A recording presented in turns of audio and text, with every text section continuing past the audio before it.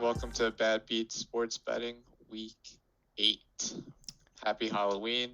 What's going on, Steve? Not much. Happy Halloween, everyone. Yep. We're not very festive. We didn't Nah. dress up, but we will have special shirts to debut soon. I got some socks on. If you can fucking see them. Oh, very cool. Got bats on the socks. That's the extent of me dressing up.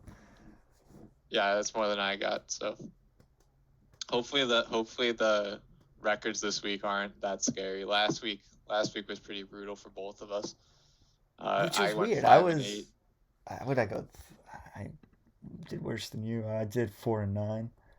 Yeah, I was actually confident going into the late games that I would be Yep. 500, but then both the Seahawks, or was it the Seahawks? The last week? Seahawks blew in it.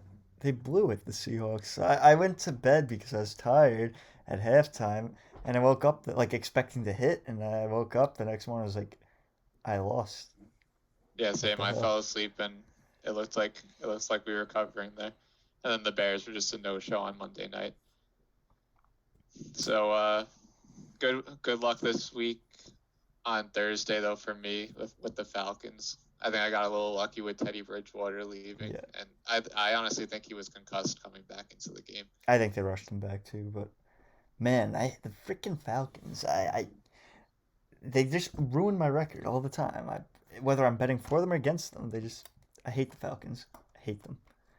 Yeah, it's hard. I think this was the first time I got on the right side of them. Or actually, last week, I bet I got the Lions game right, which that was lucky Yeah. too. I have because two of rules: Todd Gurley. don't bet against the Chiefs and don't trust the Falcons. And actually, that is a good interlude into our first game. You're following your first rule. Jets at Chiefs. Yeah, Chiefs are minus 19.5. It opened at 20. I guess a lot of money came in on the Jets, so they moved it down a little bit. Yes, Didn't so change your mind.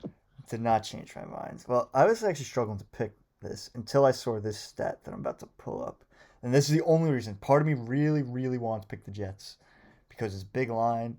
It's like Darnold will be playing, but the Jets haven't really given me any hope that they can cover these. It was just that, I'm like, big line. Maybe the Jets will take it, but I'm sticking with the Chiefs. I'm sticking with my number one rule this year: don't bet against the Chiefs.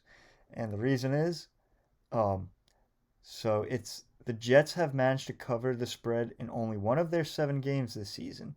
The Chiefs have covered in 5 of their 7 games.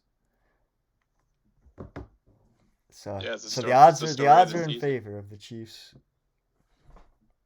and I'm gonna trust those odds. Yeah, I'm not betting on this game because it's the Jets. But I do like the under because I think the Chiefs will do all the scoring and it's going to be hard for them to cover all by themselves. Also, the under on Mahomes' passing yards is at 270. I don't think he'll be in the game long enough to hit that number, or they'll just be on the ground for most of the second half. So those are some props that I like in the game. Also, DraftKings is giving. I've never seen this before. They're giving. It's small odds, so just throw it into a parlay. But Mahomes to throw 1 touchdown, they're letting you take that this week. So if you have, we'll get to later our parlays. I threw it in just to add $20 to the potential value. I thought that was cool. Packers and Vikings. Packers at home, 6.5 point spread. They destroyed the Vikings week 1. I think Dalvin Cook's still questionable. Aaron Jones isn't playing. I'm going with the Vikings to cover the 6.5. Once again, in a Packers game, we go head to head. I'm gonna take the Packers to cover that 6.5. I mean, It hasn't worked out too well for me. Hopefully Dalvin Cook plays. I don't bet against Aaron Rodgers, especially with Devontae Adams playing. Went off last week. And Yeah, that's a good point. Packers are at home too, so that's another reason. It's not a big. It's not a huge I just think line. the number's high. I think that they'll definitely win. I don't know if 6.5. I don't bet. Rule number 3: trust in Aaron Rodgers. All right, I rarely ever follow that rule. Next game, Colts at Lions. Colts are a 3-point favorite. I don't really get that. I feel like the Lions have been playing. They got lucky with the Todd Gurley not kneeling before the goal line or whatever, but they also lost a game they should have won with DeAndre Swift's drop. So I think at home they should be getting a little bit more of the benefit of the doubt against the Colts. So I'm taking the +3. Oh yeah, I don't understand why the Lions are underdogs in this. I think it will be a close game, but yeah, we got Lions at home. The Colts have not inspired me at all this year to pick them in a game like in these close games. Yeah, So and late in a game, if I'm having to pick between Philip Rivers and Matt Stafford, I'm taking Stafford 10 times out of 10. yeah, agreed. Patriots at Bills. This is an interesting game because it's kind of the Patriots season, and it's also a game like if the Bills can't get up and beat the Patriots this time, then I'd start questioning coach and quarterback, because if Sean McDermott can't get his guys hyped up, saying that this is the hurdle we have to beat at home in Buffalo, take the division from these guys who have won it 19 out of 20 years or 18 out of 20 years, then he might not be the coach to get them all the way. So I'm taking the Bills money line. I don't know if they'll be able to cover the 4 points with the way their offense has been playing. The only thing that scares me is the Bills have given up a lot on the ground recently, and that's the only way the Patriots could really beat you on offense. So I'm gonna take the Bills to not only win but to cover 4. Mainly, I'm looking for revenge. Last time I took the Bills to cover a spread against the Patriots was when they were underdogs in was it 20 the end of last year, the Saturday game against Christmas Eve. I was in person, I was in the Borgata at the pub. I put it in and they ruined me at the end, the Patriots. They should have won that game too if John Brown catches that 30-yard bomb or however long it was from Allen. So I'm looking for a little revenge. Plus, I think the Bills have to. They got to play this game strong. This is going to be their big test if they're going to be a contender or not. For and sure. I think they're the better team than the Patriots this year. I also think 41 points is a low over/under for this year, but I would go under it because it's going to be. I could see this. I think there's going to be some weather up there. I could see it being like the first matchup from last year where I think the Patriots won like 12-10, which Josh Allen got hurt in that game. The Bills should have gone 2-0 against the Patriots last year, and I think that they're the better team. Raiders at Browns. The Raiders are getting no respect here. The Browns have been terrible against the 2 good teams that they played against. And the Raiders Odell's are down. a good team. Which I guess the line kind of reflects that because you usually get 3 points for being the home team in the spread. But still, I feel like it should be a pick 'em, if anything. So I'm going with the Raiders to cover the 2.5. Yeah, I don't know if the Raiders. I'm gonna actually get bold here, and I'm gonna take Raiders money line. I feel they've been playing well. I don't think they're getting respect, and Odell's out, so there goes a major weapon on the Browns. And also, I think last week the Raiders had none of their offensive line because they all had coronavirus or the contact tracing or something like that. This week, I think most of them will be back, so they'll be able to get something going with Josh Jacobs in the backfield. But we'll see. The Browns are kind of like the Falcons. Sometimes when I'm on them, they let me down. When I'm off them, they destroy me. Next game, we got Titans at Bengals. Titans are 6.5-point favorites on the road. Yeah, I'm taking the Titans here. I've been putting a lot of faith in them. I thought they would win against the Steelers last week. They did not, but now because of that, they got to come back strong against a much weaker team. Yeah, definitely. And it'll be a weaker team without maybe their best offensive player, if not second best offensive player in Mixon. Also, not that great a run defense, not good against tight ends. So Jonnu and Derrick Henry should be able to get something going, hopefully. The only thing that it always scares me with Joe Burrow, the comeback, because he's not a kid that's going to quit, and the Bengals don't seem like a team in general that's going to quit at the end of the games. But I'm still taking the Titans with the 6.5. This next game is the best game of the week. It should be Sunday night instead of the Cowboys. NFC least division game.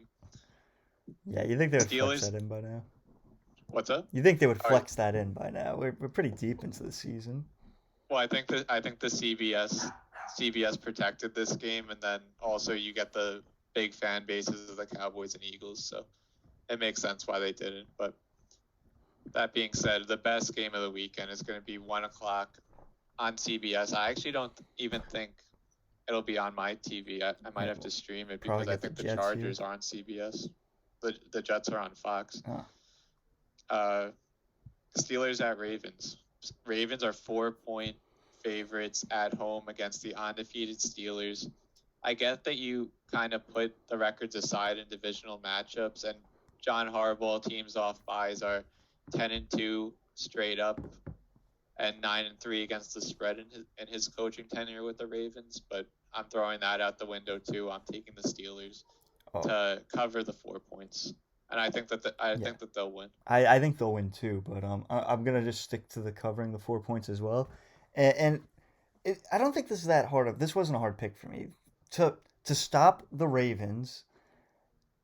The Steelers have all the pieces in their defense to stop that Ravens offense. Force Lamar to throw, make him humble. That the Steelers will do that. I predict that you're going to see a pretty crummy game from Lamar. Yeah, strangely enough, the Steelers allow, I think it was the top 5 most air yards per game, which was surprising to me because they've just been so dominant. And I don't think that Lamar Jackson is the guy to exploit that. No. That weakness in the secondary. No. They're going to take away his feet and force him to throw. And even if they take the thing about the Steelers offense too is they beat you so many different ways every week. Some days it's ground and pound, and really like in the trenches football, and some days they're throwing it up to Claypool 3 times and he's coming down with 3 touchdowns. I think the Steelers are the better team and they're going to show it on Sunday. Then another interesting game that if I had infinite amount of TVs I would have on at 1 o'clock. Rams at Tua, not going to pronounce his last name right. Tagovailoa? Tua Tagovailoa, I don't know. Tua. He's going to be starting his first game, coming off the bye. A lot of apparently there was some disdain in the locker room about it. I don't think that'll be a big storyline, even though ESPN will make it a big storyline if they lose. Rams are 3.5-point favorites on the road. I'm taking that 3.5 points with the Rams. I'm pretty sure they're undefeated coming to the East Coast this year, and McVay teams, I forgot what the number was, but they're really good against the spread on the East Coast since he came to the team 4 years ago. Yeah, I think Tua being the starter is what really made me feel confident about picking the Rams. Not that I think he's going to do bad, especially like long term, but I think the Rams defense against a rookie quarterback in his first ever start is half the reason why I'm picking the Rams. But I don't think Tua starting is really going to cause any locker room controversy. It makes sense. He's who they drafted him top 10 this year. They know they're not going to the playoffs really unless they sneak in somehow. But they kind of know that he's their future, and you got to roll with it no matter. And it's like, look at the Giants. They were able to bench Eli after like 4 games. It's not like the Dolphins have a big attachment to Fitzmagic. Yeah, I think that the story was just because Fitzmagic won the last 2 games. They have veterans who think they're in a playoff race. I think Tua gives them a better chance to win personally, though. Like, if you look just at the Jets game, the offense was 0 for 15 on third downs with Fitzpatrick. They only converted 2 with Tua when he came in the fourth. So, like, they played well against the Jets, but they didn't dominate like they should have. The offense wasn't really cooking. So I think Tua will give them a better chance to win. Not this game, though. The Rams are going to win and cover the 3.5 points. 4 o'clock game, Chargers at Broncos. This is a snoozer. I guess it's exciting because you could see potentially Tua play and then Herbert play back-to-back, which is kind of interesting, and Herbert's been great. But I think the Broncos are going to cover that 3.5 points. And if I needed to pick a winner, I would probably pick the Broncos in this game. It just feels like a game that the Chargers traditionally lose. Yeah, I'm sticking with the Chargers. Mainly, I like Herbert. I actually think Herbert might wind up being my favorite long term in the future. I think Herbert might wind up being my favorite quarterback in this draft class. Yeah, he's been phenomenal And so far. to me, this is a pick 'em game, and I think the quarterback situation of the Chargers is what gives them the boost here. Got it. 49ers at Seahawks. This is another game that could be the Sunday night game, but it seems like the Seahawks play every single week in prime time, so they'll have to settle for Fox game of the week. I wish they would have made this the Monday night game instead of Bucks at Giants. Yeah, is that even gonna happen? COVID? No, I think it will. They didn't have any tests today. Well, I guess we'll get to we'll get to that in a bit. But Seahawks coming off a loss to Arizona, another 5-win team, and the 49ers coming off a win. Who did they play? The Patriots, right? Yeah. They destroyed the Patriots. Yep. So they're looking good. Look like they're coming back. No Chris Carson, no Carlos Hyde in the game. I still think that the Seahawks will win and cover the 3 points. The thing is, even without those weapons, there's still so many weapons on Seattle. And Russell Wilson, even if he doesn't have a weapon, will make a weapon. Yeah, I wouldn't be surprised if DJ Dallas or whoever is starting at running back has a huge game. Yeah. Plus that receiver, he still has Lockett in, and he has Jack guy. Metcalf. What? Metcalf. Jack's guy. Yeah, that chase down that he had last week was ridiculous. He was at least 15 yards behind, or away from the interception returner when he caught the ball. Imagine running and you just turn around and you have DJ Metcalf sprinting at you at full force. I just drop the ball, pull my pants, and say, "All right, I'm done. I'm gonna head out." Just Daniel Jones didn't go down. So then we have Saints at Bears. Saints are 4.5-point favorites. They don't have Michael Thomas. The only reason I'm not picking the Bears to win outright is because I don't trust Nick Foles behind the Bears offensive line. I've actually gotten a little bit of flack from people for saying that the offense would be better off right now with Trubisky, because Foles said that there's plays that Nagy calls into his helmet and he says, okay, he's telling it to his teammates, but in his head he says, oh, this isn't going to work. I'm not going to have time for Allen Robinson to get downfield and make his cut. But with Trubisky back there, even with the bad offensive line, he has the ability to change the play with his legs and at least try to make something work. So I probably would want to take the Bears in this spot to win it all, but I'm just going to take them to cover the 4.5 since the Saints will be limited without Michael Thomas again. Yeah, that's exactly pretty much my feeling with this game. No Michael Thomas. And I think if there's a year to pick against the Saints, this would be the year. They just haven't inspired me at all with any of their games. Do you think if you had to place a bet, would you say Michael Thomas is the Saint by the time we record next week? Because I think trade deadline is election day. Yeah, I don't think they trade. Is his contract up though after this year? No, they just gave him a monster contract. Then I don't see it.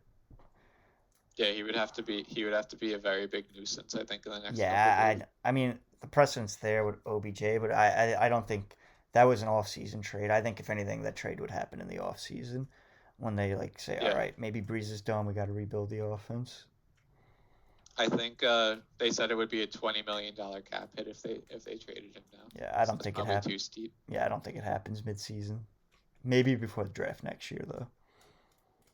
Yeah, I could see that. Get a lot of draft capital, especially if Drew Brees retires. Cowboys at Eagles is our Sunday night game.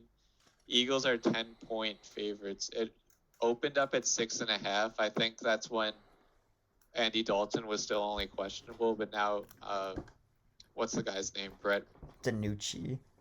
Actually a pretty good quarterback name.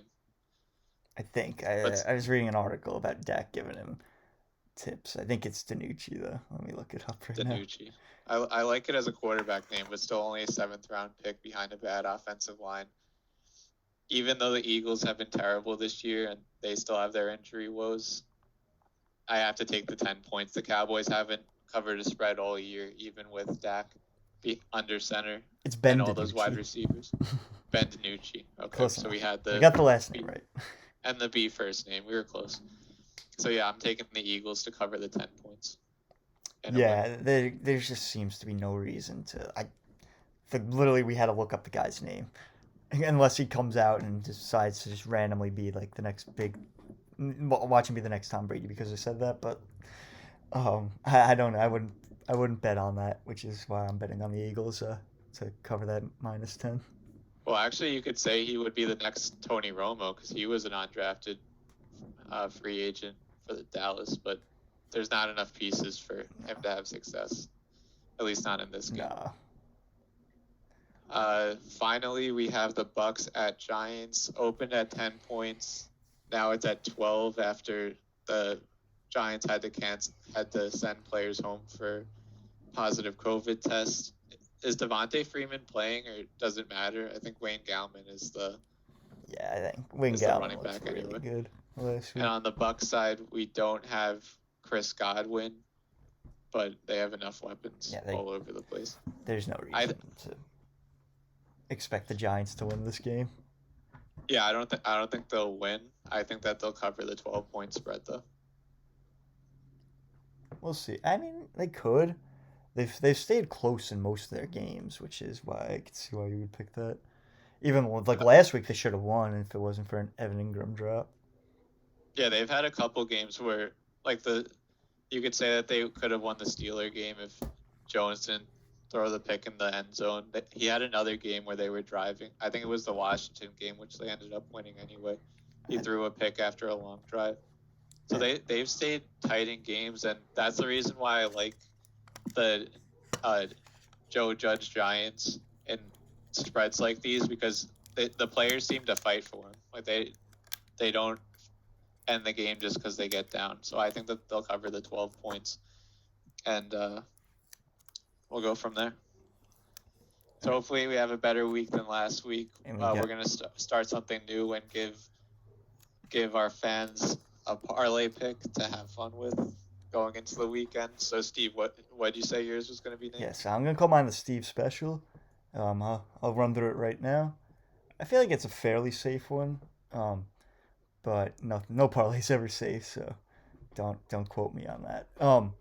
So what we're going to put in this is Seahawks and 49ers to go over 54. I'm also throwing in the Seahawks to cover that -3 like we previously discussed. Little same game parlay. Yeah. I wanted to change mine up a little bit from yours.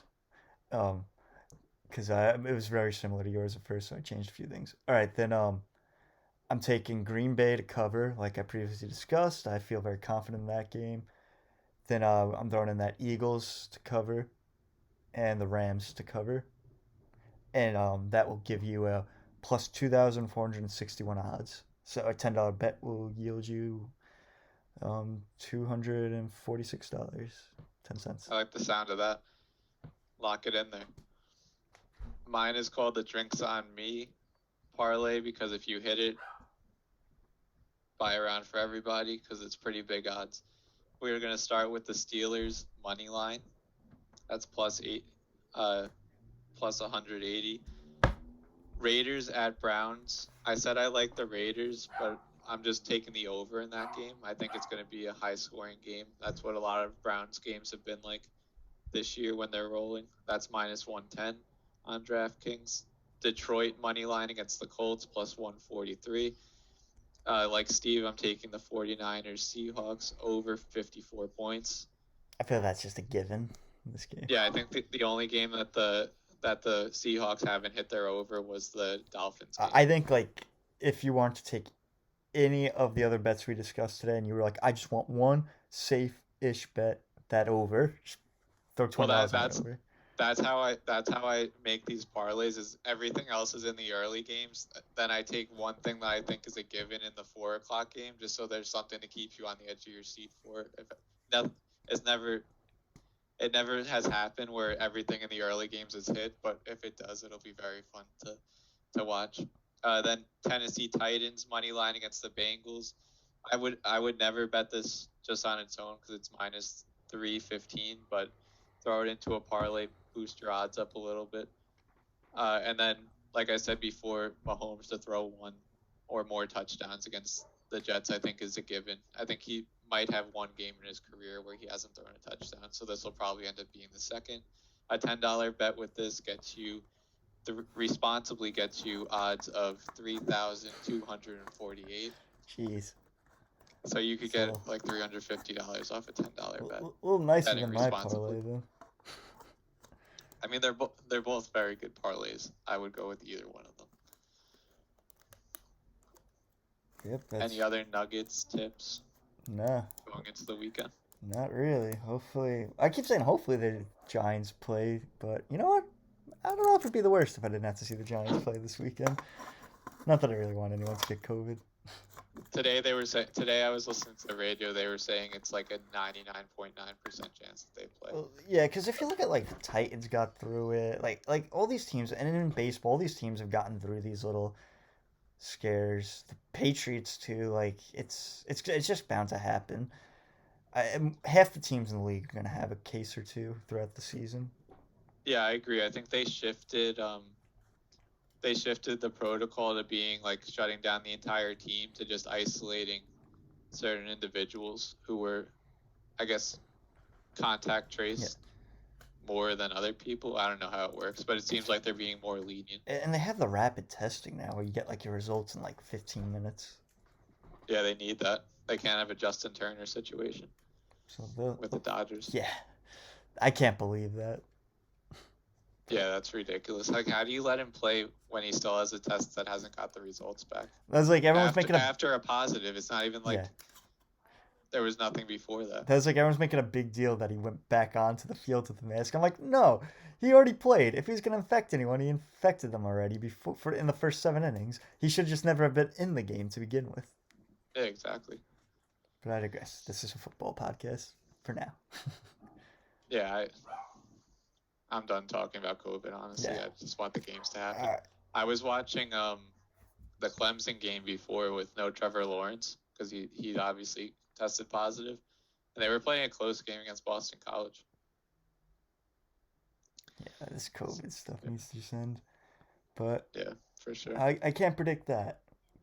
I can predict sports, and I gave you my predictions. Good luck. Do not put the house on anything. Except maybe one of the parlays. Maybe the parlays. You could have 10 houses. No, don't do that either. Yeah, bet responsibly. You could put like your PS5 money on it, maybe. So you get a couple PS5s. Yeah. Cool. All right. Good luck, everyone. Have a good week.